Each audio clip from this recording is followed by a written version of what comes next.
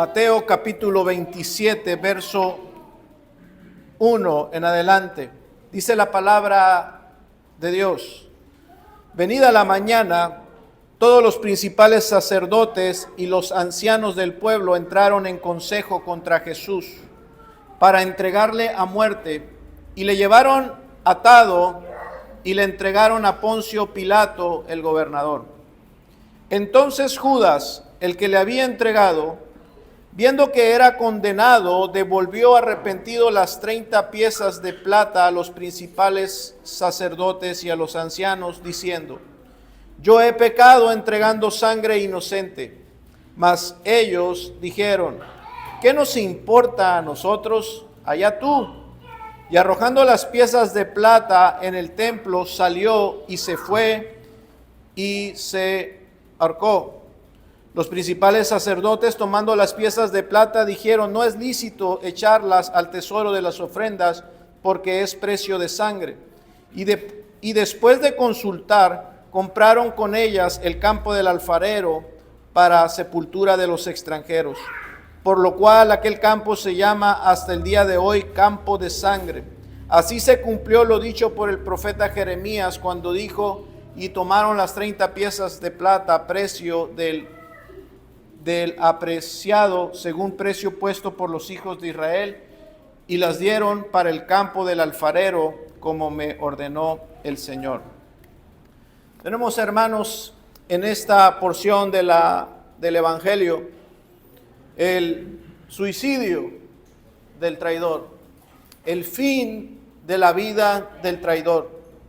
Este hombre decidió quitarse la vida a causa de la grande angustia que sentía en ese momento. En el mundo cada año mueren más de 80,000 personas. Cada año mueren más de 80,000 personas a causa del suicidio. Lo que significa que cada 40 segundos una persona se quita la vida. La cifra de suicidios, de hecho, está muy por encima de la cifra que arrojan las guerras y los homicidios juntos. Hay más muertes por suicidio que por homicidios y por las guerras, hermano. En México el suicidio es la segunda causa de muerte entre los adolescentes. Los investigadores que se dedican a analizar el comportamiento humano han concluido en sus estudios que la causa principal que lleva a alguien a quitarse la vida es la venganza. ¿La venganza? Qué extraño, cuando leí este dato dije, qué extraño, ¿cómo la venganza? Y los estudiosos dicen, sí, la venganza, porque estas personas están enojadas por algún agravio o algún maltrato que vivieron. Y entonces deciden quitarse la vida como un medio, como una forma de lastimar a quienes los han herido, de manera real o imaginaria. Hermanos, es el caso. Casi siempre es el caso de los suicidios entre adolescentes, entre los jóvenes que se suicidan. Por lo general, ellos quieren vengarse así de sus padres o de aquellas personas que los hirieron. Ellos piensan que esta será una manera de causarles un dolor irremediable a sus padres o a sus familiares que según ellos los hirieron. Otras personas, dice este estudio, se quitan la vida para así reunirse con sus seres queridos que ya han muerto. Regularmente este grupo de personas son los adultos que no soportan la soledad después de haber perdido a un ser amado, a una esposa o a un hijo. Y entonces, como no soportan esa soledad, quieren unirse a esos seres amados, según ellos, según su creencia, unirse a ellos en la muerte. Estas personas no soportan la frustración de tener que vivir una vida sin ellos. y entonces deciden quitarse la vida. Otras personas se quitan la vida, dice este estudio, por el deseo o la creencia de renacer. Desgraciadamente, muchas de las religiones orientales ya han llegado a nuestro continente. Y estas religiones orientales han propagado esa creencia de la reencarnación. Hay países orientales como Japón, todos esos países donde las tasas de suicidio son altísimas. Y el hecho es que esas personas se suicidan de una manera tan fácil porque creen que reencarnarán y en esa reencarnación quizás les toque vivir una vida mejor que la que están viviendo ahora. Quizás en esa reencarnación ellos no serán pobres o no tendrán tantas adversidades. Desgraciadamente esas creencias, como les digo, y están ya presentes en nuestro continente. Y muchas personas se suicidan a causa de esto. Otras personas, dice el estudio, otra causa de suicidio es aquella que esta está un poco complicada o de explicarles. Las personas se suicidan como una forma de autorretribución. Es decir, estas personas consideran que su culpa, que ellos han cometido acciones tan graves y tienen un sentimiento de culpa tan grande, que ellos ven su culpa como algo imperdonable, algo irremediable. Por lo tanto, escúchenme, estas personas se sentencian a sí mismas, se juzgan a sí mismas a la pena de muerte, es decir, yo merezco morir por lo que yo he hecho. Y no solamente se juzgan a sí mismos, que hecho ya es tomar el lugar de Dios, sino que también llevan a cabo la sentencia por su propia mano y por eso deciden quitarse ellos mismos la vida. Evidentemente, hermanos, esta última causa fue la causa de Judas, el traidor.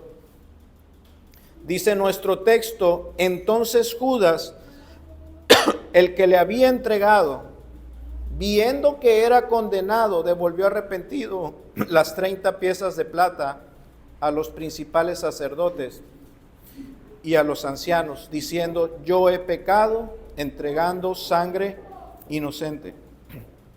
Dice el texto, entonces, en ese momento, ¿cuál es ese momento? Al amanecer, Jesús fue juzgado injustamente de noche ante Caifás y ante los líderes religiosos, y entonces al amanecer ocurrieron estas cosas. Para la mañana de ese día, Judas evidentemente ya conocía el veredicto de los dirigentes judíos. Ya estaba confirmado que para ellos Jesús era culpable y era reo de muerte. Entonces, y luego dice la palabra, viendo que era condenado, esto es importante, porque el Evangelio nos descubre que Judas andaba por ahí. Judas vio todo eso. Él estaba viendo con sus propios ojos que su maestro estaba siendo juzgado injustamente y condenado. Judas andaba por ahí al igual que Pedro. Judas vio con sus ojos cómo difamaban a Jesús, cómo escupían a Jesús, cómo golpeaban a Jesús. Judas vio las consecuencias que desató su proceder al traicionar a Jesús. Todo lo que desató el hecho de haber entregado a Jesús. Él vio cómo los hombres se burlaban de su maestro. Él observó entonces cuando lo condenaron a muerte. Él vio cómo ataron a Jesús y lo llevaron ante el gobernador, ante Pilato. Él lo vio con sus propios ojos. Él estaba ahí. Él vio entonces las consecuencias, empezó a mirar las consecuencias de sus acciones. Y es ahí, hermanos, después de esto, después de que él comenzó a mirar las consecuencias, después de que él se dio cuenta que el hecho de haber traicionado a su maestro, a él le añadió una riqueza, 30 piezas de plata, un bien material, mientras que a Jesús se le estaba dando por esa misma acción todo ese maltrato, todo ese agravio, toda esa humillación. Así es que él empezó a comprender que las consecuencias de su pecado estaban recayendo no sobre él, sino sobre sangre inocente, sobre Jesús. Él sabía ya en esa mañana, entonces, viendo que era condenado, Judas ya sabía que lo único que faltaba para darle muerte a Jesús era el consentimiento de Pilato. Es decir, la muerte de Jesús prácticamente ya era inevitable. Entonces, ¿qué dice que pasó entonces? Dice el texto, devolvió arrepentido las 30 piezas de plata. Después de que consideró y empezó a mirar las consecuencias que trajo su pecado, su traición, él se empezó a dar cuenta lo que desencadenó el haber entregado a Jesús. Entonces, dice, devolvió, y aquí hay una palabra, dice arrepentido, las 30 piezas de plata. Su pecado no lo dejó tranquilo. Su conciencia lo comenzó a atormentar.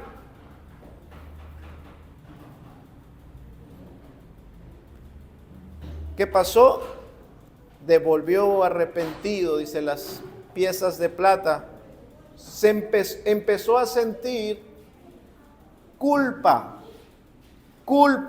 Esa culpa lo hizo sentir un dolor intenso e insoportable. Ningún hombre podría ser más perverso que Judas Iscariote, queridos hermanos. Los escritores concuerdan con esto, que no hay un ejemplo o una descripción de alguien tan perverso como Judas. Por eso llegó a ser ejemplo y dicho en el mundo entero. Cuando alguien comete una traición, dice, ese Judas, es un Judas. Aún así, hermanos, a pesar de esa perversión que había en este hombre, había algo que era más grande y más poderoso. Judas no pudo escapar de aquel don que Dios le dio a todos los hombres. No pudo escapar, a pesar de su perversión, no pudo escapar de su propia conciencia. La conciencia, hermanos, es lo que Dios ha dado como un don a todos los hombres. La conciencia es lo que a todos los hombres nos recuerda nuestros pecados. La conciencia es también lo que nos advierte de las consecuencias de nuestras acciones antes de cometerlas. Y una vez que lo cometemos, es la misma conciencia la que nos atormenta con la culpa. Además, la conciencia es eso que nos dicta lo que es bueno y lo que es malo. La conciencia, dice un escritor, la conciencia nunca puede ser borrada por completo, a pesar de que un hombre sea tan perverso como Judas. Aquí está el ejemplo. No importa cuán perverso sea un individuo, la conciencia siempre estará ahí, presta para hacer su presión condenatoria a aquellos que han pecado, si el Espíritu Santo se lo concede. Es terrible, hermanos, cuando la conciencia acusa. Es un terrible pesar y una angustia el que la conciencia esté actuando, haciendo presión sobre el individuo que ha pecado. Ahora, iglesia, esto no significa que ese pesar sea verdadero arrepentimiento. El texto dice que Judas devolvió arrepentido las monedas. Pero hermanos, damos gracias a Dios que podemos hacer hermenéutica en los textos originales. Porque la palabra aquí arrepentido, que traduce Reina Valera, no es precisa. La palabra arrepentimiento, como nosotros la entendemos en el griego, es metanoia. Y no es la palabra que está aquí, en el original. Nosotros entendemos arrepentimiento como alguien que ha cambiado su mentalidad, como alguien que ha girado y se dirige en sentido contrario, como un cambio de mentalidad y de voluntad. Entonces decimos, tal persona se ha arrepentido porque ha cambiado de pensamiento, ha cambiado de sentir, ha cambiado de voluntad.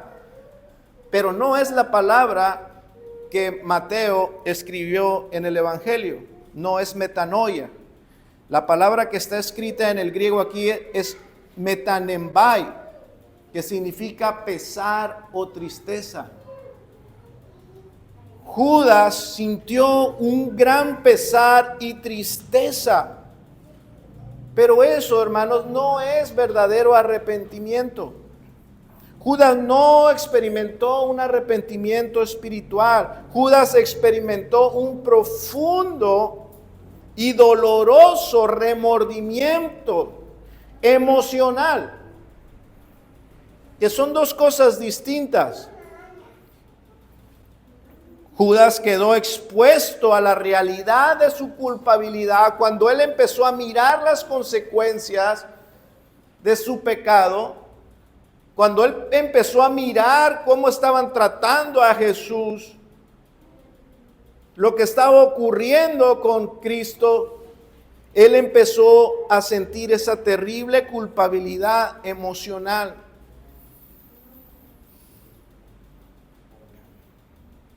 Ahora, la culpa, hermanos, no es algo de la cual pudo escapar Judas en esa ocasión. Judas no podía escapar de sentirse así de horrible por su traición. Ahora, ¿qué decimos que fue lo que pasó con Judas? Tristeza. Ahora, hermanos, Dios puede traer tristeza profunda por el pecado con el fin de después producir arrepentimiento verdadero. Eso es verdad, es lo que dice 2 Corintios 7:10. Porque la tristeza, es la misma palabra que acá tradujeron como arrepentimiento, porque la tristeza que es según Dios produce arrepentimiento para salvación.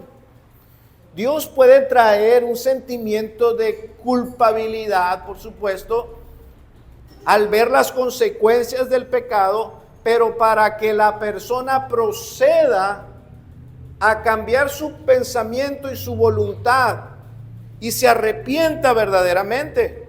Esa es la tristeza que produce Dios para arrepentimiento, para salvación. Pero dice el texto, pero la tristeza que es del mundo produce muerte. ¿Cuál fue la que experimentó Judas? Judas se ahorcó. Produjo muerte. Él experimentó una tristeza del mundo, emocional, carnal, pero no una tristeza que lo llevara al verdadero arrepentimiento, a un cambio. Judas tuvo una tristeza mundana, tristemente. En vez de buscar el perdón de Dios, Cuando se sentía lleno de culpa, en vez de confiar en la muerte expiatoria de Jesús, Judas, ¿qué hizo? Se juzgó a sí mismo. Judas se juzgó a sí mismo y se ejecutó a sí mismo. No hizo ningún esfuerzo por recurrir a Jesús. No hubo un cambio de mente, no se arrepintió de lo que hizo verdaderamente. Se sintió mal por las consecuencias de lo que hizo, pero nunca se arrepintió de lo que hizo. No cambió su manera de pensar. ¿Cómo dices esto, pastor? Es evidente, Judas nunca hizo un esfuerzo por ir a donde estaba siendo juzgado Jesús y defenderlo.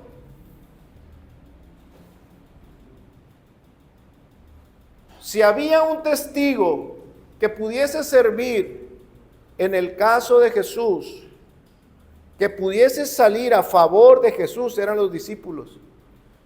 Ellos habían estado con Jesús durante 3 años, le conocían íntimamente.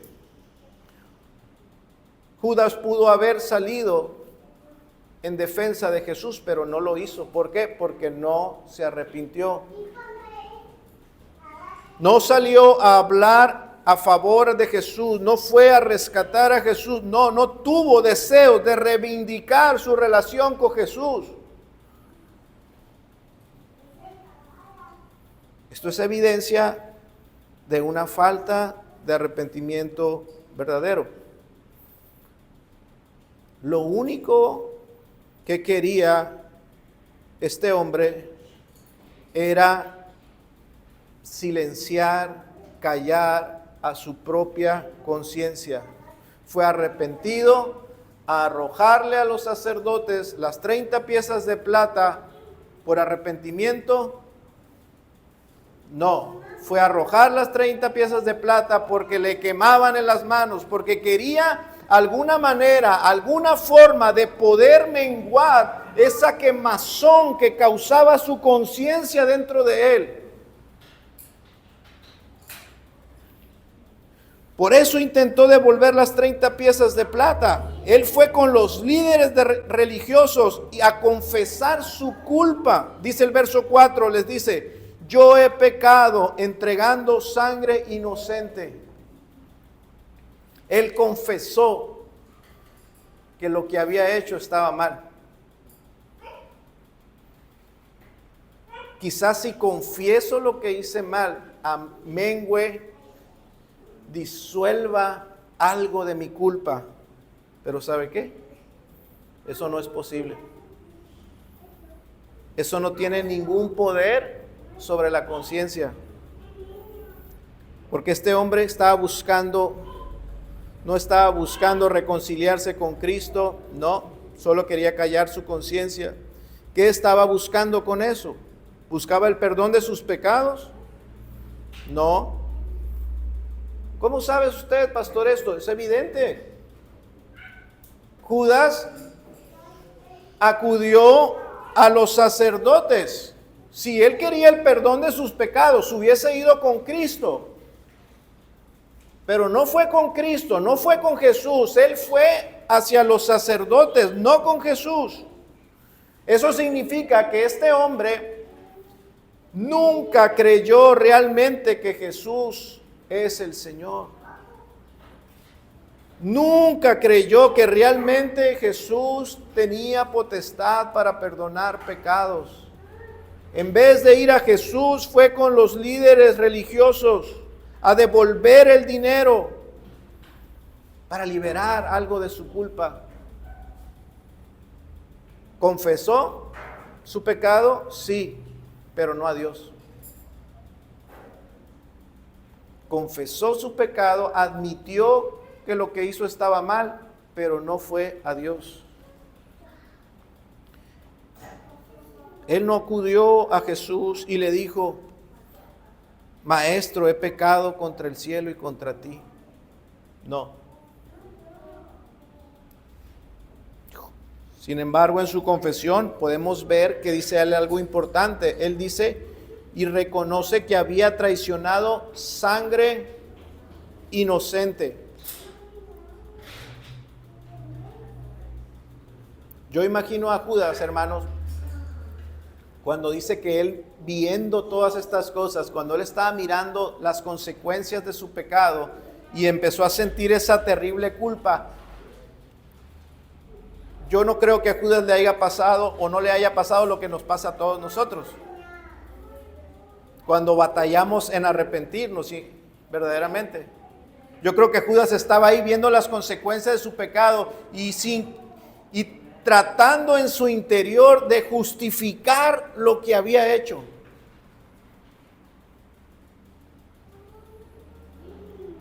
Tratando de justificarse internamente por lo que había hecho cuando Jesús estaba siendo golpeado en su cara. Cuando lo bofeteaban, estaba viendo Judas y él estaba buscando alguna manera de justificar el haberlo traicionado, pero Judas no encontraba nada, absolutamente nada que justificara el haberlo traicionado. Me imagino a Judas tratando de buscar alguna falta en Jesús. En esos 3 años, algo que Jesús hubiese hecho mal, algún agravio pequeño que Jesús le hubiese hecho para justificar lo que él había hecho. Tratando de recordar algún pecado en Jesús para tratar de callar su conciencia y decirse a sí mismo, lo merece. Él merece morir, pero él buscaba en su corazón y no encontraba nada. Y eso lo atormentaba más hasta llevarlo al punto de confesar, he traicionado sangre inocente. Hermanos, esta declaración es importantísima en la Escritura. Importantísima en la Escritura. Porque aquí estamos viendo al archienemigo de Jesús confesando que no había pecado en él. Que Cristo era plenamente santo e inocente.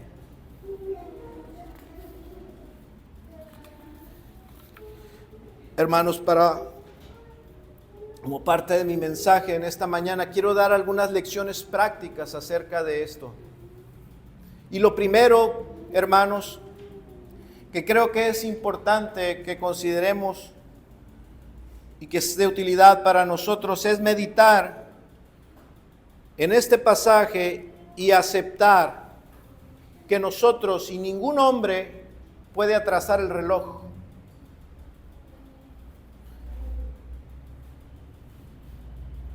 Estoy hablando del tiempo. Por supuesto que podemos atrasar un reloj de estos, ¿verdad? Pero el tiempo no lo podemos echar para atrás.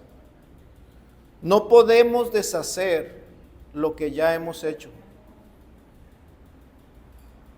Una vez que se ha pecado, nada en este mundo lo puede disolver.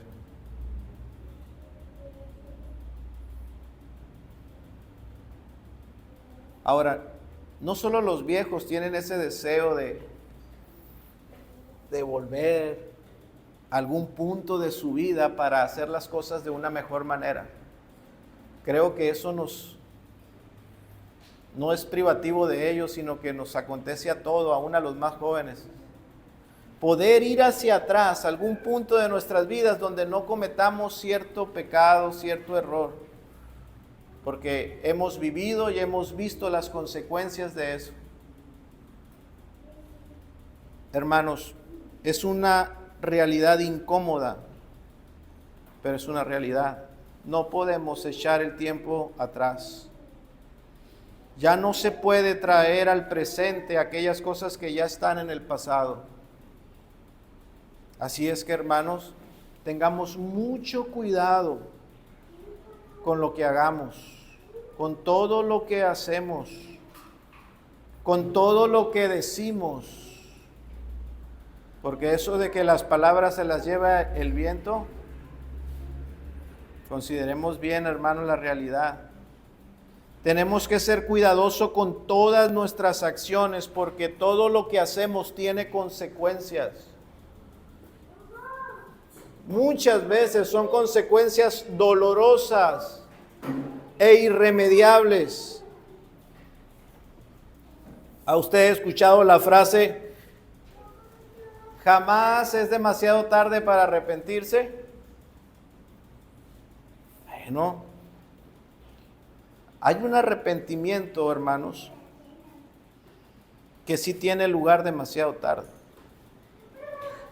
Aunque es muy común decir, es demasiado tarde para arrepentirse, la Escritura dice en 2 Corintios 6, he aquí el tiempo aceptable, el día de la salvación es hoy. Hoy. Este Judas experimentó un arrepentimiento que no fue sino un remordimiento profundo demasiado tarde. Cuando se vio expuesto a estas consecuencias de sus acciones, querido amigo, no necesitas estar en un peligro inminente para arrepentirte. No se necesita estar en un peligro de muerte para entonces arrepentirte. ¿Quién te garantiza que tendrás un arrepentimiento verdadero al final de tus días? Tenemos que considerar, hermanos, la oportunidad que Dios nos da cada día para arrepentirnos. Pues sí, están ahí los hombres en su lecho de muerte quizás, y seguramente ahí podrán tener una conciencia de haber pecado. Seguramente sentirán mucha culpa, mucho pesar por lo que hicieron. Seguramente querrán, como Judas, volver el tiempo atrás y no haber hecho tales cosas, pero no podrán. No podrán. El tiempo les dirá, como se le dijo a Judas, ¿y tú qué quieres? El tiempo no hace caso. El tiempo avanza. Las consecuencias siguen. Seguramente en el lecho de muerte estarán muchos y sentirán muchos y grandes remordimientos. Puede que ahí la conciencia los acuse y mueva fuertemente sus emociones hasta las lágrimas. Pero hermanos, después de tantas veces que rechazaron a Cristo, después de haber sistemáticamente, constantemente, durante toda su vida, estar rechazando a Cristo, la gracia de Cristo, como Judas. Judas 3 años, cada día Judas rechazó la gracia de Cristo. ¿Podrá una persona así arrepentirse verdaderamente en el último momento? Hermanos, puede que ya sea demasiado tarde, porque el pecado daña el corazón. La falta de arrepentimiento endurece, engruesa, encalla el corazón. Hay un punto, dicen los teólogos, le llaman el punto del no retorno. Hay un punto de no retorno, un punto donde, como cuando vas a una carretera allí en Sinaloa y entras a una carretera, hay un tramo donde una vez que entras ya no puedes regresar porque en medio de la carretera hay unos muros, no hay retorno hasta llegar a la siguiente ciudad. Así es que si entraste ahí y ya avanzaste 5 metros, ya no puedes volver, tienes que recorrer todo el tramo. Hermanos, hay un punto de no retorno.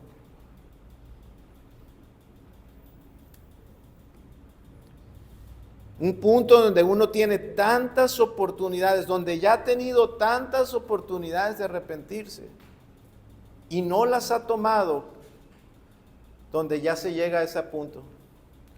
De aquí hasta donde les comento, usted puede regresar y puede regresar y puede regresar muchas veces, hay muchos retornos antes de ese lugar, pero una vez llegando ahí, ya no. Así, hermanos, el corazón que está experimentando tanta gracia como Judas, tanta misericordia día tras día, tantos llamados, tantas oportunidades para efectuar una metanoia, un verdadero cambio, un verdadero arrepentimiento, y no lo hace. Este corazón, hermanos, estará listo para arrepentirse en el momento que Él quiera. Seguramente lo único que va a producir ese corazón va a ser lo que produjo en Judas. Cuando quiera arrepentirse, solo sentirá una profunda y terrible tristeza mundana, carnal, que solo lo llevará, como dice la Escritura, la tristeza del mundo produce muerte. Lo segundo, hermanos, que quiero que apreciemos y valoremos como una lección de este texto es considerar que una persona puede llegar a odiar tanto aquello que ganó con el pecado. Dice el verso 5, y arrojando las piezas de plata en el templo salió y se fue y se ahorcó. La ganancia que procuró Judas con su traición era lo que él deseaba, obtener una ganancia financiera, y cuando finalmente lo obtuvo, ahora por la culpa y ese terrible sentimiento quiere deshacerse de ella. Hermano, así es el pecado. El pecado produce momentáneamente una satisfacción,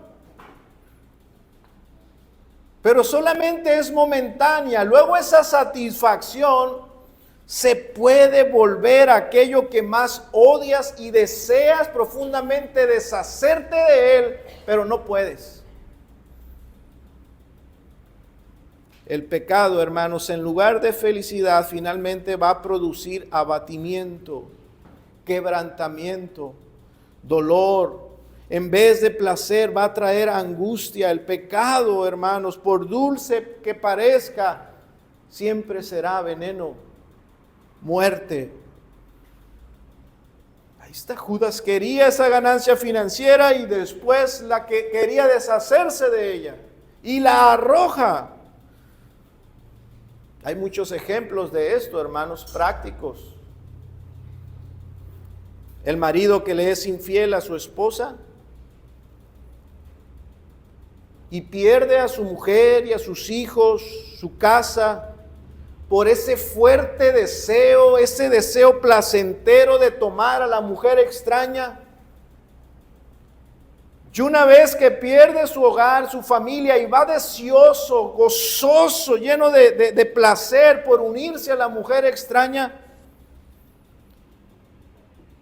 si su conciencia lo acusa y le trae este sentimiento de culpa, este hombre aborrecerá a la mujer extraña al punto de querer deshacerse de ella.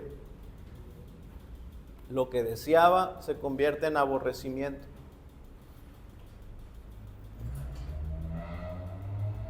Pero la mayoría de la gente peca porque cree que si consigue la cosa prohibida será feliz.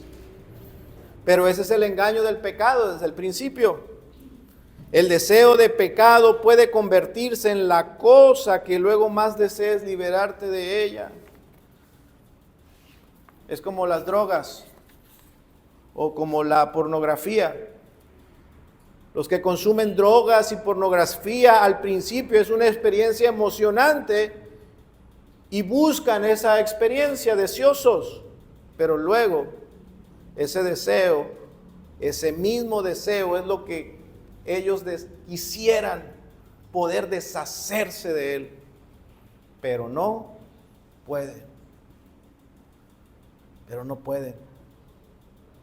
Así es que tengamos presente esto. Así de peligroso es el pecado, hermano. Tercera lección, hermanos, tengamos cuidado con las convicciones parciales.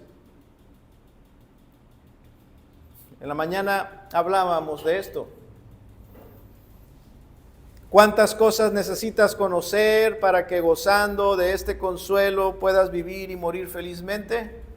3. Y las primeras 2 decían: la primera, cuán grande es mi pecado y mi miseria. La segunda, cómo soy librado de todo mi pecado y mi miseria. Y decíamos que estas primeras 2 cosas son inseparables, indivisibles. Si queremos que tengan valor, no podemos tener la primera sin la segunda, o la segunda sin la primera. Judas llegó a tener solamente un conocimiento parcial, convicciones parciales. Él solamente pudo llegar al conocimiento de su miseria. Y viendo, recuerdo el texto, se arrepintió. Viendo las consecuencias, se dio cuenta de lo miserable que fue su proceder al traicionar a Jesús. Tuvo conocimiento de su miseria. Pero hermanos, su convicción no fue plena, fue parcial. Fue parcial.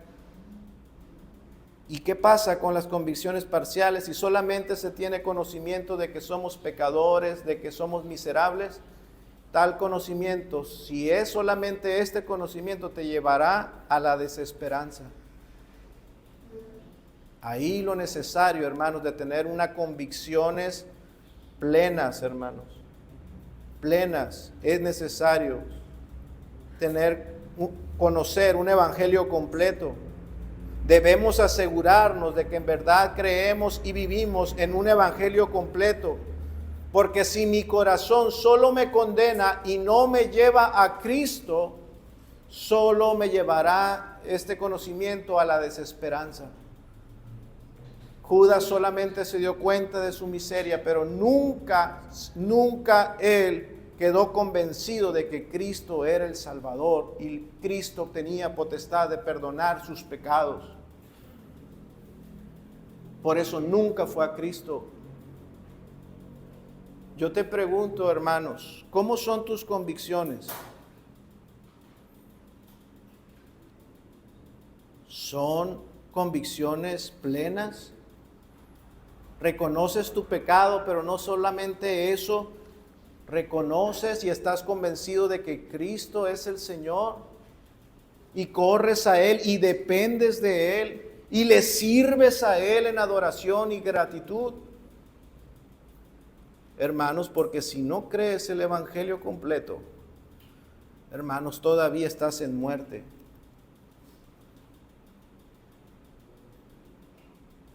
Judas no estaba arrepentido. Todavía ese corazón estaba lleno de orgullo, de enemistad y de rebeldía cuando él tiró esas monedas de plata. No fue al Señor porque estaba en contra del Señor, a pesar de lo que estaba experimentando. Cuidado con las convicciones parciales. Y por último, hermanos, meditemos en esta verdad implícita en este pasaje. Y es que la verdad, la muerte no exime de culpa. La muerte no exime a nadie de culpa, al contrario.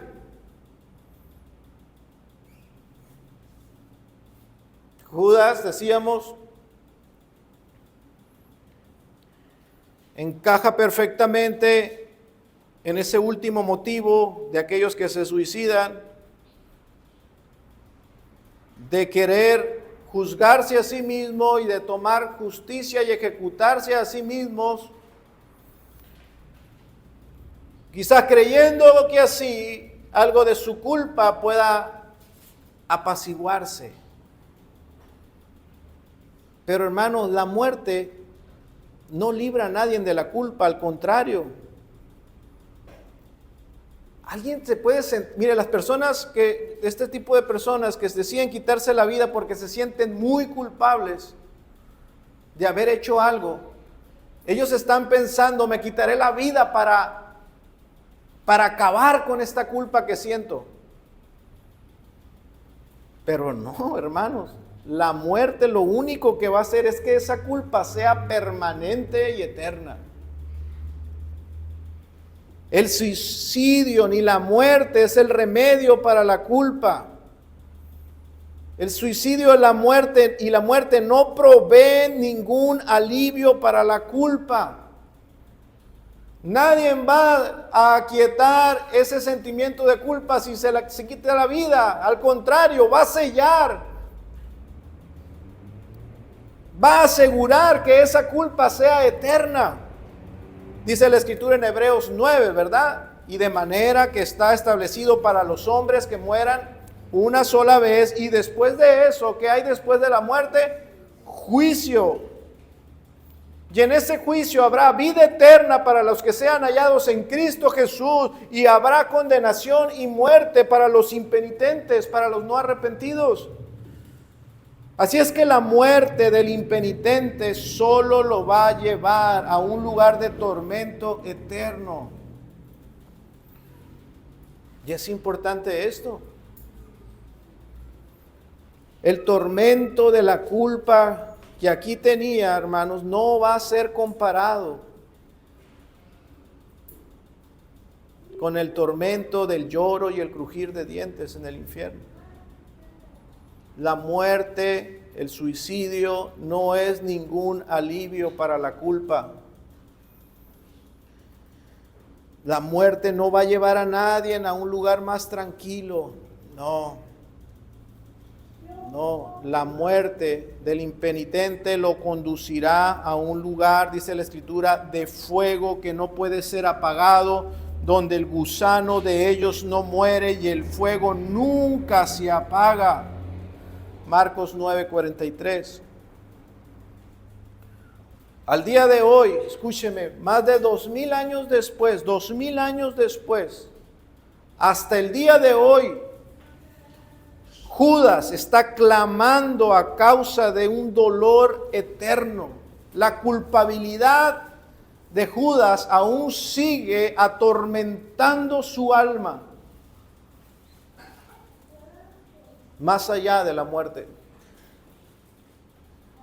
La culpabilidad de este hombre no ha disminuido, ha aumentado, ha ido creciendo a través de estos 2000 años.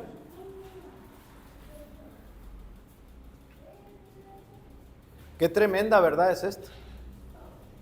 Así es que qué engaño tan grande o qué error tan garrafal aquellos jóvenes o personas que se quitan la vida pensando que con la muerte podrán quitar algo de esa culpabilidad que sienten. La muerte hay una descripción de la muerte de este hombre en Hechos capítulo 1, verso 18. Dice que cuando se ahorcó, después de que se ahorcó, cayó de cabeza y se reventó por la mitad y todas sus entrañas se derramaron.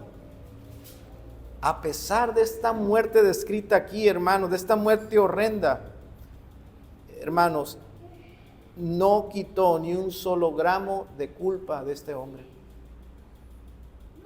Él está ahora en tormento y seguirá en tormento por la eternidad, porque la muerte no quita la culpa. Solamente Cristo puede quitar nuestra culpa. No es nuestra muerte.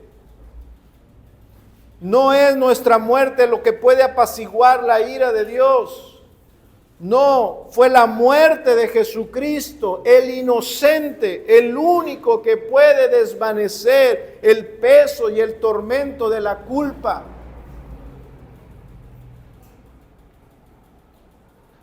Así es que tenemos que acudir a Cristo. Cuando el creyente peca, tiene que recurrir a Cristo. No solamente confesar su miseria, reconocer su pecado, su debilidad, que es necesario, sino lo que sigue es correr a Cristo, creer que Él es suficiente, que su sangre pagó el precio completo y absoluto por ese pecado. Y no solamente creer eso, sino como dice el catecismo en su tercer respuesta, aparte de la respuesta, debo servirle con gratitud, en obediencia a Él. porque Él es nuestro Salvador.